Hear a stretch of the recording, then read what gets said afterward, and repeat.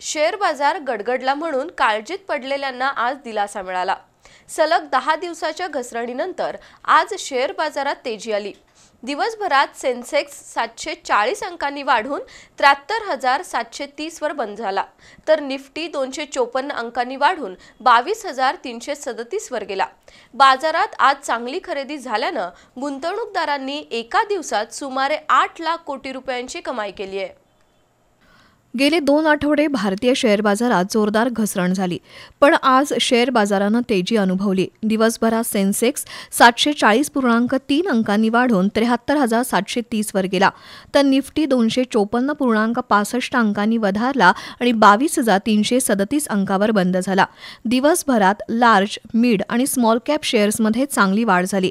गुंतवणूकदारांनी भारतीय शेअर बाजारात चौफेर खरेदी केल्यानं एका दिवसात मार्केट कॅप 8 लाख कोटी रुपयांनी वाढलाय।